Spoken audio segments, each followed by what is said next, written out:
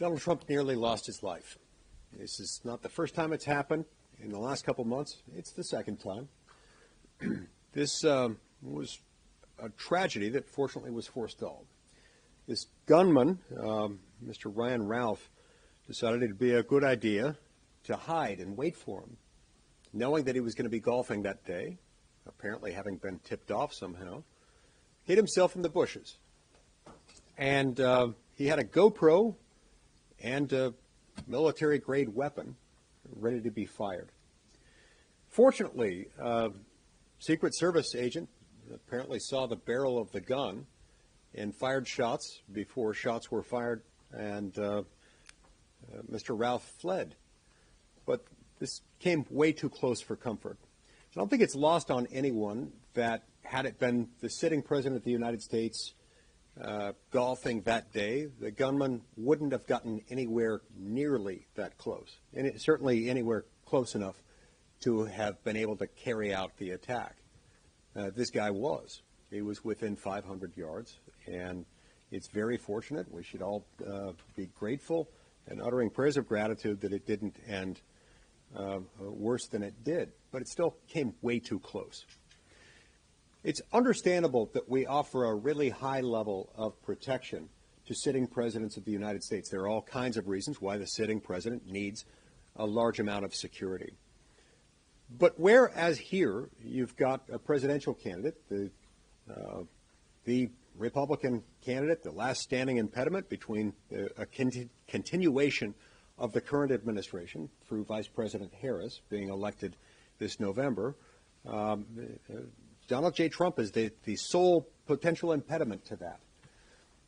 Where that circumstance exists, and especially where that candidate has now been the intended victim of two nearly successful assassination attempts, it's time to really increase his security detail, if necessary, to the same level or a comparable level to that enjoyed typically by the President of the United States. That isn't too much to ask, and in fact, it's a real misjudgment that would result in anything less than that.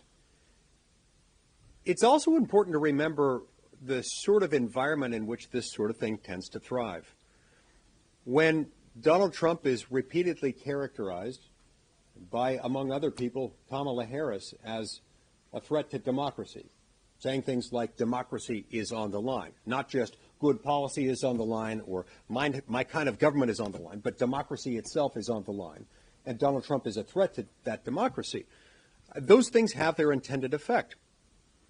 When they use ad Hitlerum over and over and over again to demonize and vilify this particular presidential candidate, it's going to have an intended effect. When you use ad Hitlerum, you tend to create Operation Valkyrie type moments, especially when you're using ad Hitlerum against somebody running for the office of President of the United States. Is the logical reasoning flows by saying, well, if this person is that bad, then anything and everything is morally justified in order to stop him.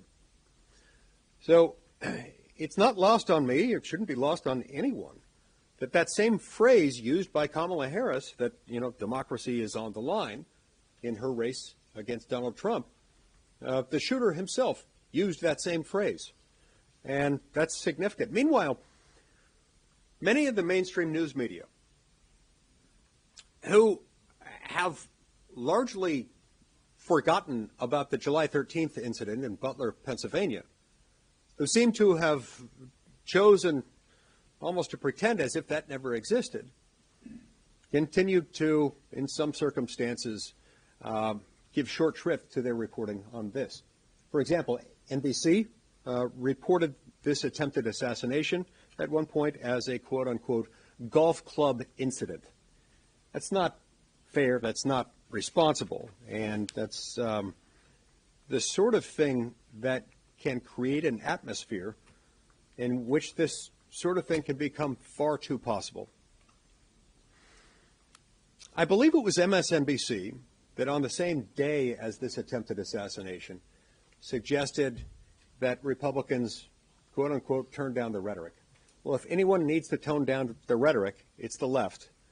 It's the left that is constantly demonizing this presidential candidate. Look, if you disagree with Donald Trump's policies, fine. If you disagree with decisions or statements made by Donald Trump, state them.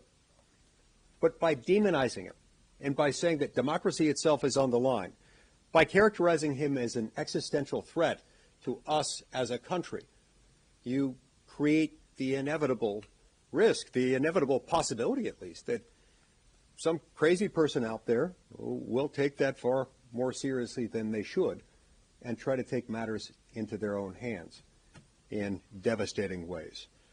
So this issue isn't going away. We've got to make sure that President Trump has the protection that he needs. But in the meantime, we should encourage our fellow citizens to speak as precisely and carefully as they can at taking note of the risks that we can perhaps unintentionally create when we refer to someone in terms that are morally irresponsible. Thank you. We're now going to hear from my colleague, Senator Budd.